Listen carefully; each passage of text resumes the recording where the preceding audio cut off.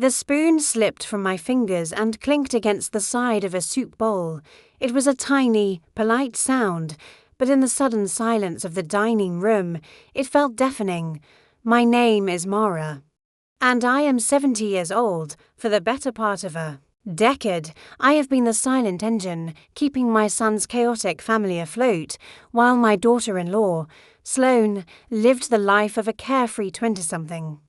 Chasing vague dreams of becoming a lifestyle influencer, I was changing diapers, soothing fevers, and spending my retirement savings on organic formula and designer clothes she insisted her children needed. When she looked at me with those expected eyes, waiting for my congratulations, waiting for me to offer my remaining years as a sacrifice, I realized I had nothing left to give. The well was dry. The bank account was empty, the grandmother was dead, and only a tired, used-up woman remained. This wasn't a celebration of new life, it was a sentence to 3 more years of servitude. And in that moment, amidst the clinking glasses and forced laughter, the tether that had bound me to my own destruction finally snapped. I am Eleanor, and for the better part of a decade, I have been the silent engine, keeping my son's chaotic family afloat, while Jessica lived the life of a carefree 20-something. Chasing vague dreams of becoming a lifestyle influencer, I was changing diapers, soothing fevers, and spending my retirement savings on organic formula and designer clothes she insisted her children needed. When she looked at me with those expected eyes, waiting for my congratulations, waiting for me to offer my remaining years as a sacrifice, I realized I had nothing left to give. The well was dry. The bank account was empty.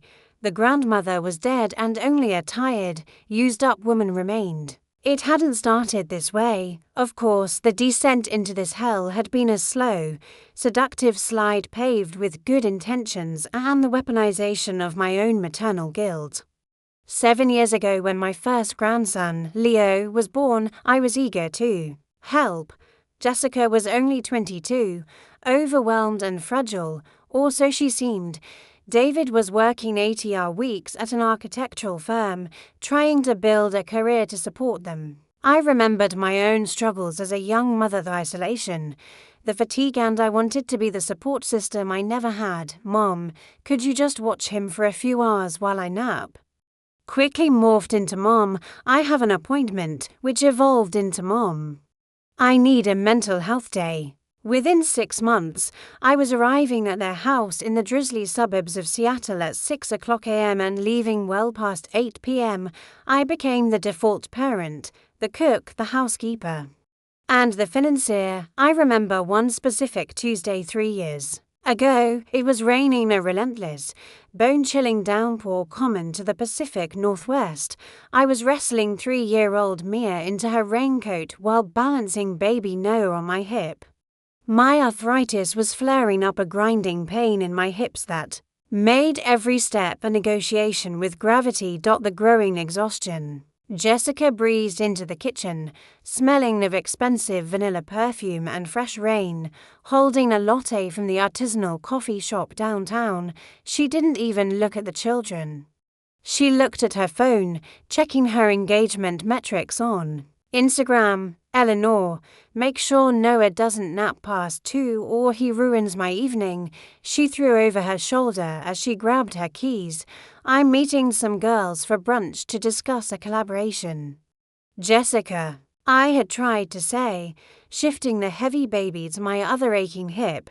My back is really bad today. I was hoping you could take over.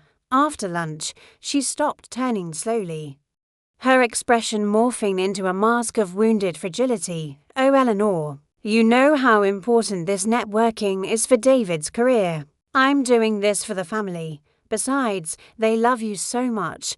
You wouldn't want them to be with a stranger, would you? That was her trump card, always the implication that if I didn't do it, I didn't love them, so I stayed silent. I swallowed the pain, took to ibuprofen, and spent the next 8 hours chasing toddlers while she posted photos of avocado toast with the caption, "Hustling hard for my babies." By the time the fourth pregnancy announcement landed on that dining table, I had spent approximately $62,000 of my own money on their household. My retirement fund meant for travel and medical security was hemorrhaging cash to pay for groceries, swim lessons, and medical co-pays that Jessica forgot to reimburse. I was drowning and nobody handed me a life raft. They just handed me another baby. You're not saying anything, Eleanor. Jessica's voice cut through the fog in my brain, sharp and accusing. The table went quiet. Aren't you happy for another grandbaby? I looked at her, really looked at her. I saw the manipulation behind the wide, innocent eyes.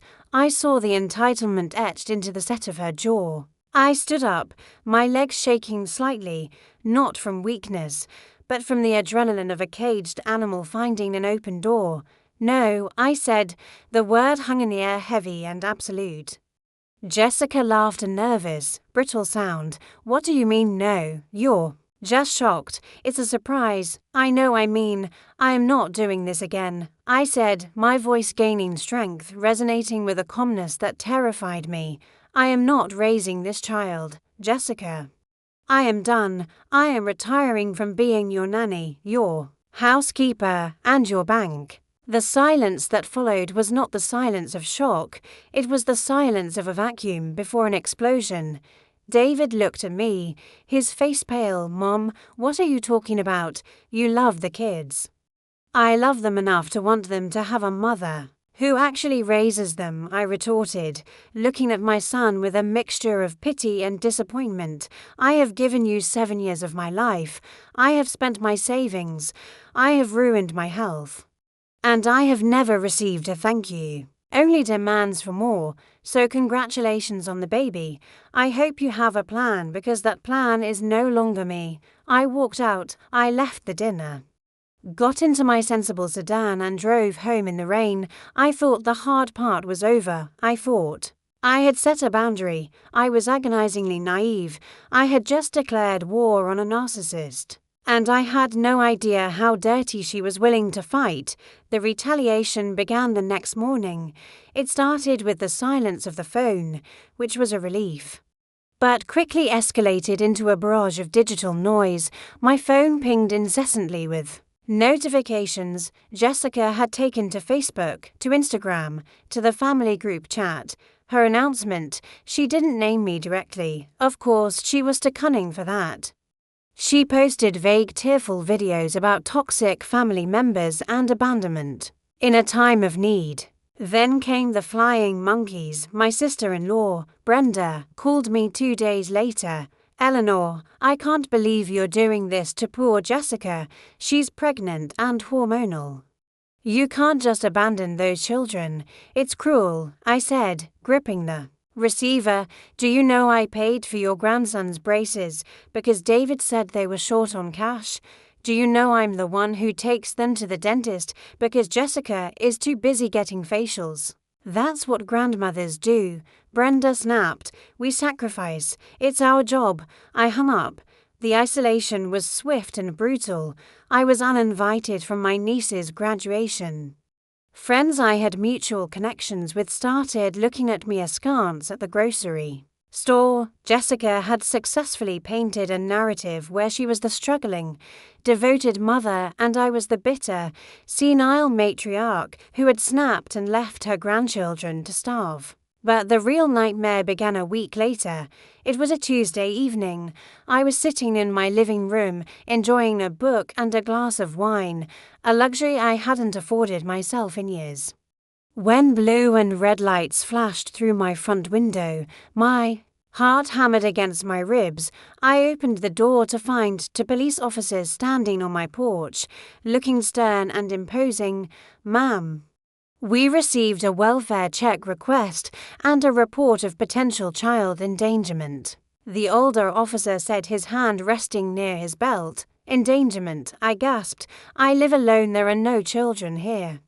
The report claims you are the primary caregiver for 3 minors and that you have abandoned them without ensuring their safety, leaving them in a hazardous environment. He read from his notepad. The complainant, a Miss Jessica Miller, states she is currently incapacitated due to a high-risk pregnancy, and you walked out. I felt the blood drain from my face. She had called the police. She had weaponized the state. Authorities against me because I refused to babysit. Officer, I said, drawing myself up to my full height, channeling every ounce of dignity I possessed. My grandchildren are with their parents in their own home, 5 miles away. I am the grandmother, not the legal guardian. I resigned from unpaid babysitting duties last week. If the mother is incapacitated, surely the father, my son, is present. The officers exchanged a look. They began to see the situation for what it was, a domestic dispute wasting their time. I invited them in, showed them my tidy, child-free home and explained the situation calmly. They left with apologies, but the damage was done. My neighbors had seen the police. The humiliation burned like acid. That night I didn't sleep. I sat at my kitchen table staring into the darkness. Fear tried to take hold, fear of losing my son, fear of being ostracized. But beneath the fear, a cold, hard rage began to crystallize. Jessica had crossed a line. She hadn't just been selfish, she had tried to destroy me. The next morning, the siege continued. I received a letter via courier. It was on heavy bonded paper with a legal letterhead. A cease and desist, no. It was a threat of a lawsuit for grandparental negligence and breach of verbal contract. It claimed I had verbally agreed to care for the children until they were 18, and that my abrupt departure caused severe emotional distress and financial loss. I stared at the paper. It was ludicrous. It was legally baseless, but it was terrifying. I needed help. I drove to the downtown office of an old friend of my late husband, a sharp-eyed attorney named Mr. Henderson. He read the letter, his bushy eyebrows knitting together, and then he laughed, a dry, barking sound. "Eleanor, this is garbage," he said, tossing the letter onto his mahogany desk. "There is no such thing as forced grandparenting in the state of Washington. She's trying to scare you into submission, realizing the truth." "It's working," I admitted, my hands shaking in my lap. "She's turning everyone against me. She says I'm unstable. She says let's look at the facts," Henderson said, pulling out a yellow legal pad. "You said you spent money. Do you have proof?" I think so. "I used my debit card mostly. Go to the bank," he commanded. "Get statements for the last 7 years. Highlight every expense related to them. We need to build a shield, Eleanor, and then we're going to build a sword." The trip to the bank was a revelation. Sitting in the cubicle with a sympathetic young teller, watching the printer churn out page after page of transactions, the reality of my exploitation took physical form. It wasn't just a few diapers here and there. It was grocery runs totaling for $100 a week. It was utility bills I paid when Jessica claimed they were about to be cut off. It was the down payment on their minivan. I spent the next 3 days with a highlighter and a calculator. The final tally made me nauseous. $62,000 for $150. That was money I had saved from 30 years of working as a librarian. Money meant for my care if I got sick, gone, but the investigation yielded something else. While digging through old emails to find digital receipts, I found a shared cloud folder. Jessica had set up years ago to share baby photos with me. She must have forgotten I had access. Inside, alongside pictures of the kids, were subfolders named invoices and brand deals. Curiosity piqued. I clicked. What I found shattered whatever lingering guilt I had. Jessica wasn't just an aspiring influencer. She was making money, real money. There were contracts for sponsored posts, receipts for lifestyle expenses that she wrote off, and bank statements she had scanned for her own records. She had a secret savings account. I opened the PDF file dated last month. The balance stared back at me. $95,000. I sat back in my chair. The room spun. For years she had cried poverty. She had told me they couldn't afford swimming lessons for Leo, so I paid. She said they couldn't afford organic food, so I bought it. She had claimed David's salary was barely covering the mortgage. All the while she was hoarding nearly $100,000, siphoning my life savings to subsidize her greed. This wasn't just ungratefulness, this was financial abuse. This was fraud. I called Henderson immediately. I have something, my voice steady for the first time in weeks. I have everything. We formulated a plan. It was ruthless but necessary. Jessica had escalated this to a legal and public battle. I would end it on those terms. But first, I had to endure the extinction burst. The psychological term Henderson used for the escalate before compliance behavior of a narcissist. Jessica, realizing the legal threat hadn't brought me crawling back, decided to play dirty with the children. I went to pick up Leo from school on a Friday, just to say hello, to give him a book I had bought. The administration stopped me at the door. Mrs. Vance, the principal said, looking uncomfortable. "We've been instructed by Leo's mother to remove you from the authorized pickup list.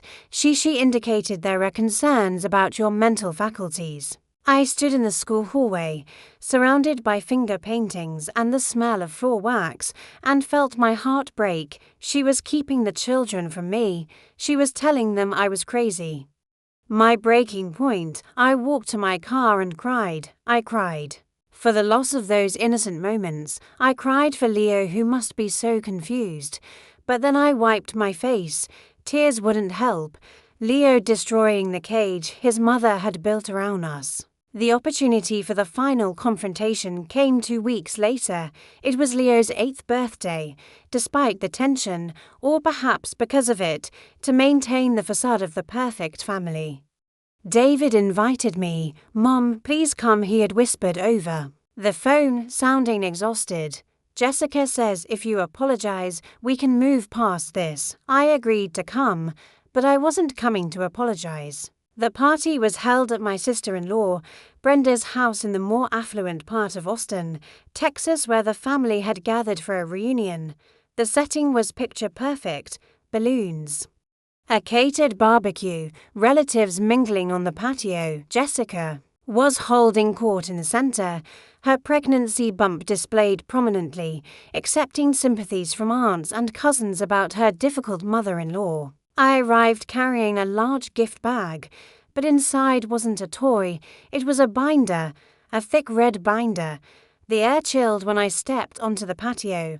Conversation stopped.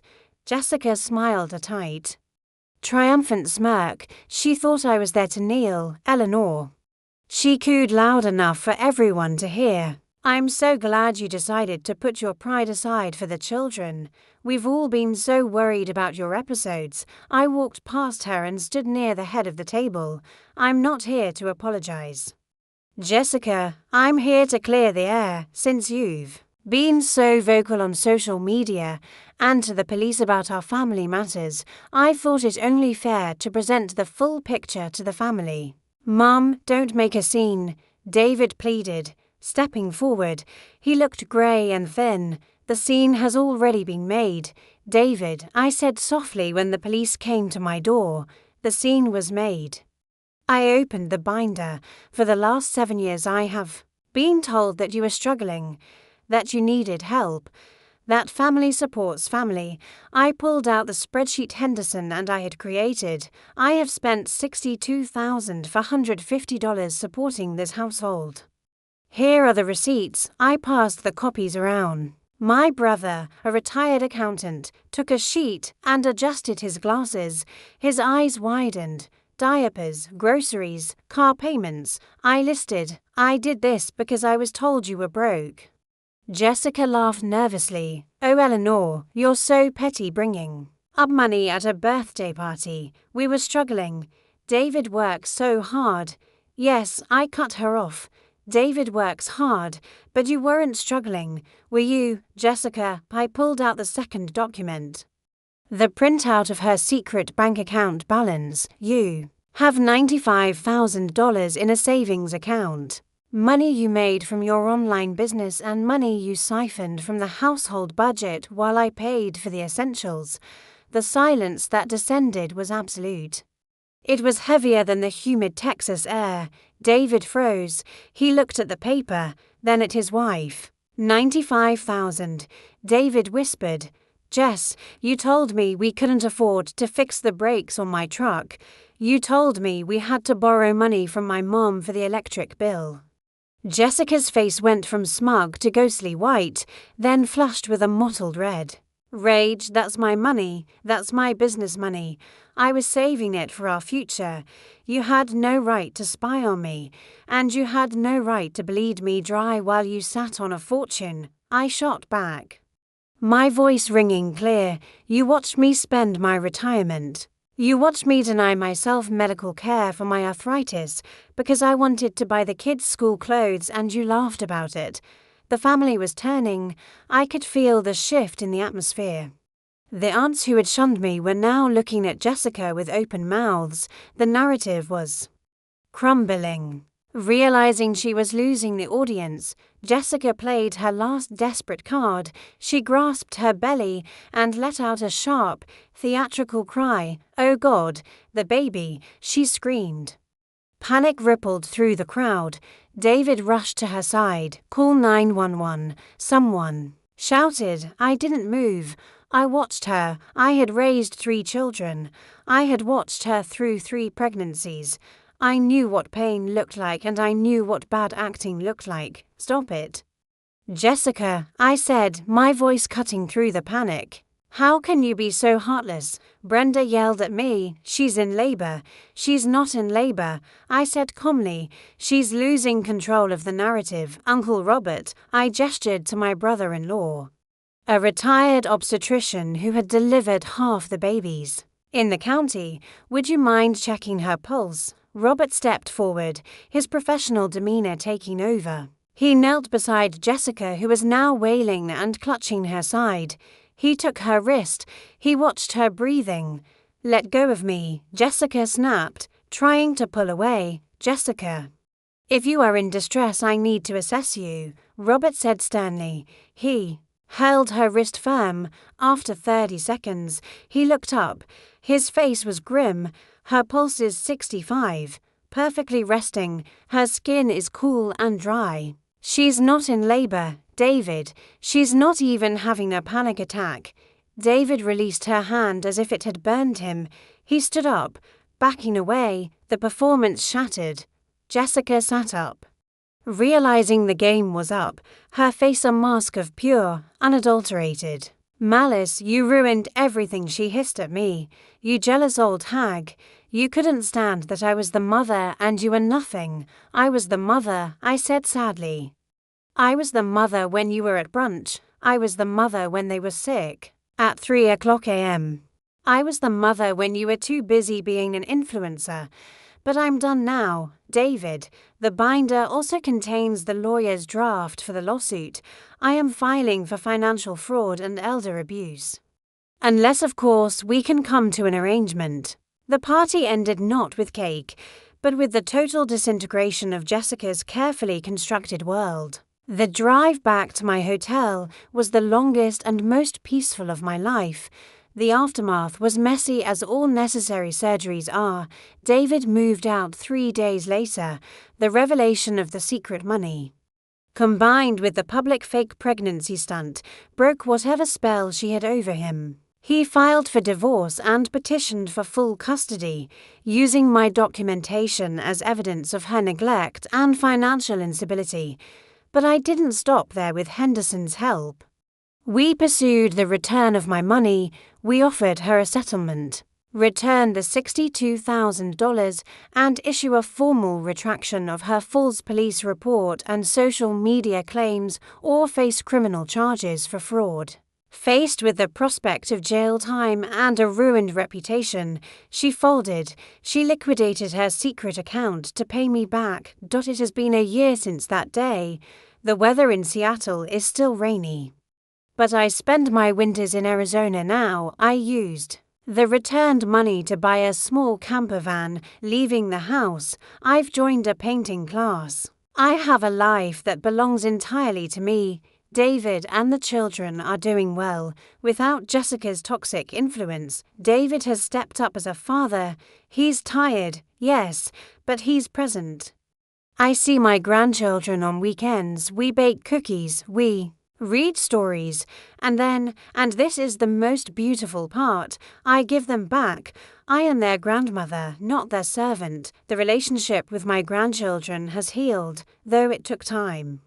Leo asked me once why I left them. I sat him down and explained in age-appropriate terms that sometimes people have to say no to be able to say yes to themselves. I told him that love isn't about letting someone hurt you. It's about respecting yourself enough to demand better. Jessica is living with her parents. Her influencer career imploded when the truth came out, not by me, but by the small-town gossip mill that never forgives a fake pregnancy. She is raising the fourth child alone, finally experiencing the reality of motherhood she had outsourced for so long. I often think about that moment at the dining table, the teacup rattling in my hand. It would have been so easy to stay silent, to endure 3 more years, to let myself be ground down into dust. But I learned a lesson that I hope to pass on to anyone willing to listen, especially women of my generation who were raised to believe that self-sacrifice is the highest virtue. The lesson is this: you cannot set yourself on fire to keep others warm, even if those others are your own family. Dignity does not have an expiration date. We, the elders, the grandmothers, the silent backbones of families, we deserve more than to be resources to be mined until depletion. We deserve to be people, we deserve to be thanked, and mostly, we deserve the right to say no, without losing our place in the hearts of those we love, if love is used as a weapon to enslave you. It is not love, it is control, and breaking those chains was the most loving thing I ever did for myself and ultimately for my grandchildren, who now see a grandmother who is strong, independent, and happy rather than a shadow fading into the wallpaper. I am Eleanor and my life has finally, truly, begun.